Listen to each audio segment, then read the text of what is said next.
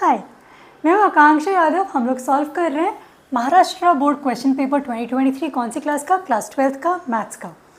Section B पे हम लोग क्वेश्चन नंबर 11, टोटल 14 सवाल हैं। हम 11th पे पहुँच चुके हैं, 3 और सवाल बाकी हैं।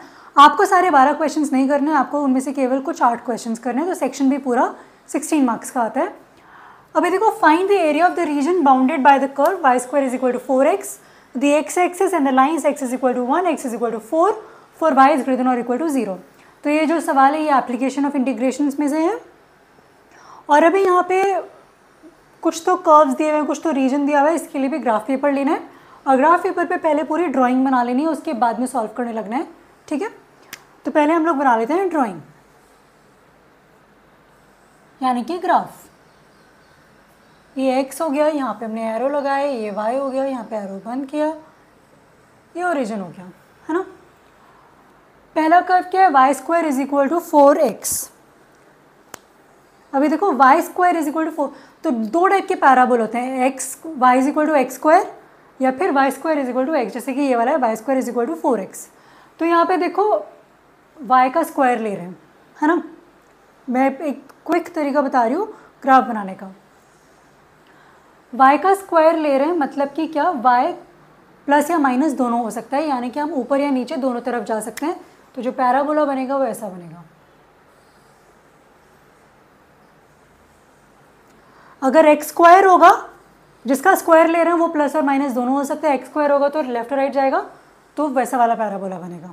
ठीक है, तो y square is equal to 4x, वो इस टाइप का कुछ पैराबोला बनेगा।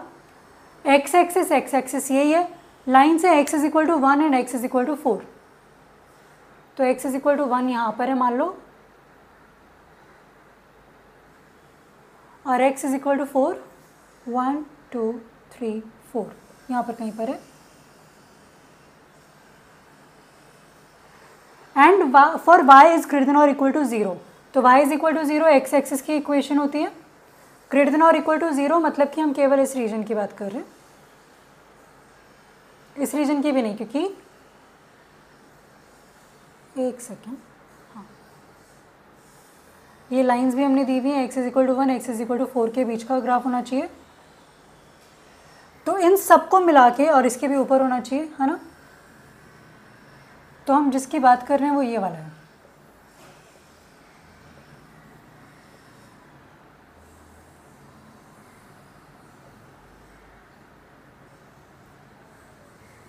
ठीक है, तो ये जो एरिया है ये हमें फाइंड आउट करना है। अभी देखो हम लोग एरिया कैसे फाइंड आउट करते हैं, हम एकदम छोटे छोटे से रेक्टेंगल्स बनाते हैं, उन सारे रेक्टेंगल्स को ऐड करते हैं यानी कि इंटीग्रेट करते हैं, है ना। इंटीग्रेशन मतलब एडिशन ही होता है कि तुम एकदम छोटी छोटी चीज़ों को ऐड कर दो तो वो इंटीग्रेशन बन जाता है। तो अभी यहाँ पर ये वाला जो एरिया है, यहाँ पर ये देखो y इज इक्वल टू 0 से हम शुरू कर रहे हैं, है ना, ऊपर जा रहे हैं x इज इक्वल टू 1 से x इज इक्वल टू 4 पे। तो यहाँ पे मैं क्या कर सकती हूँ, यहाँ पे ये एकदम छोटी छोटी रेक्टेंगल यहाँ पर ऐसे बना सकती हूँ, है ना।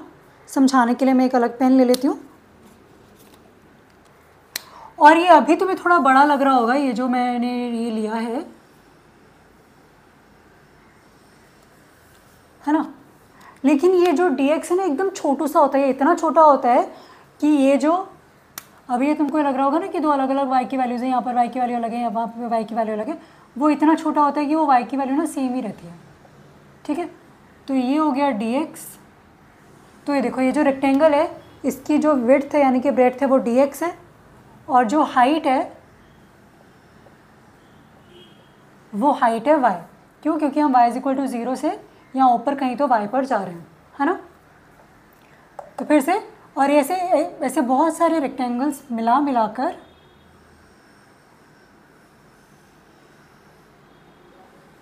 हम लोगों को ये पूरा का पूरा एरिया मिल जाएगा। हर जगह जो विड्थ होगी वो होगी dx।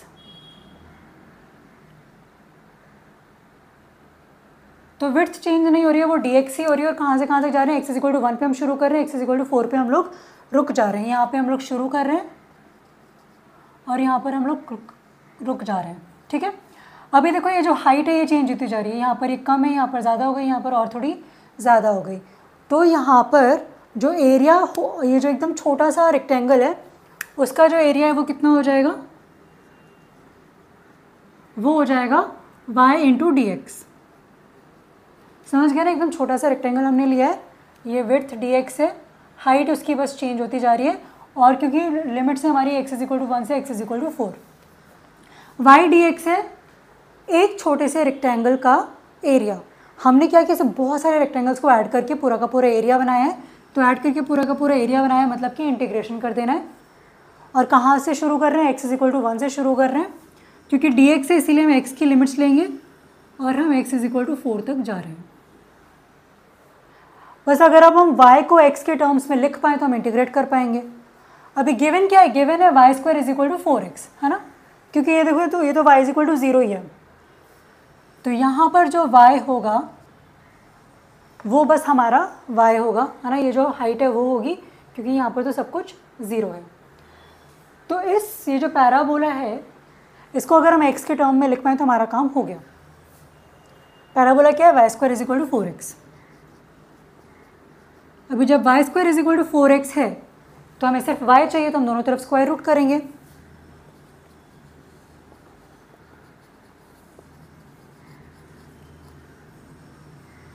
Taking square root on both sides.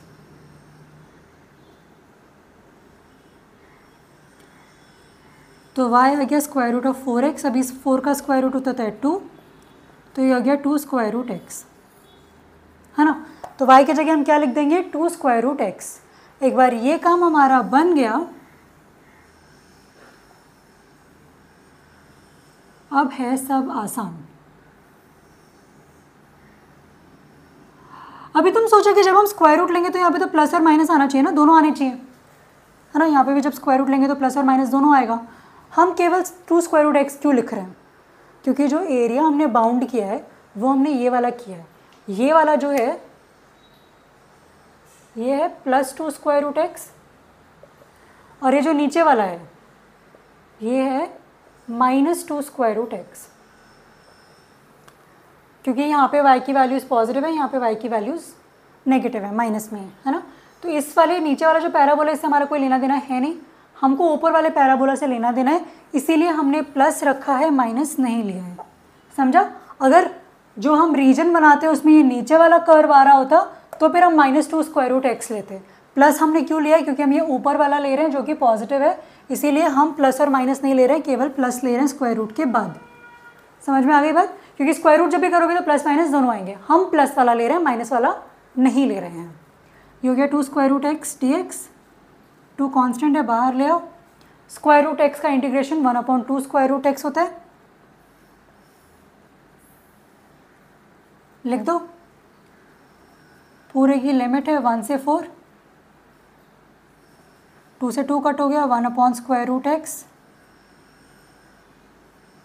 Sorry 1/2 square root x वो होता है डिफ्रेंशिएशन होता है, वही ये हमेशा ध्यान रखना है, जो डिफ्रेंशिएशन और इंटीग्रेशन का जो चक्कर है ना वो हमेशा ध्यान रखना है। तो स्क्वायर रूट x को हम क्या लिख सकते हैं, x टू द पावर 1/2, 2 को बाहर ले लेंगे, है ना। तो ये वाली जो अभी मैंने की ना इसको बोलते हैं गलती, और मैंने इसीलिए आपको करके दिखाया कि डायरेक्टली नहीं लिख देना, इंटीग्रेट करना है और डिफ्रेंशिएट नहीं करना है। 2 को बाहर लिखेंगे, x रूट्स होता है x to the power 1/2,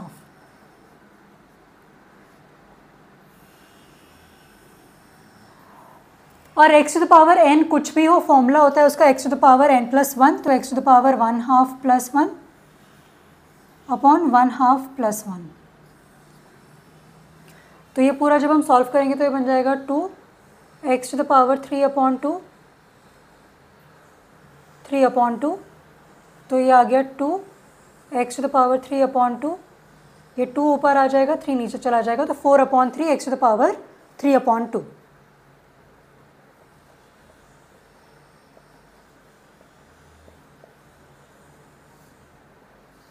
four upon 3 को हम बाहर रखते हैं, x की वैल्यूज़ है 1 से 4 तक। यहाँ तक समझ में आया। x टू द पावर 1/2 को इंटीग्रेट किया, x to the power 1/2 plus 1 upon 1/2 plus 1 आ गया, x to the power 3/2 upon 3/2 आ गया, 3/2 ये जो 2 है ये ऊपर चला जाएगा, ये हो गया 4/3 x टू द पावर 3/2। अभी x की जो लिमिट है वो 4 से मतलब 1 से 4 जा रहे हैं, तो पहले 4 रखेंगे, है ना। तो यहाँ पर अब मैं ये वाला जो साइड है ये मिटा रही हूँ, क्योंकि इसकी अब हमें ज़रूरत नहीं है। और यहाँ से मैं यहाँ पर आ रही हूँ क्योंकि यहाँ पे स्पेस की थोड़ी सी कमी है। तो ये हो गया 4/3, x टू द पावर 3/2 है तो 4 to the power 3/2 minus 1 to the power 3/2।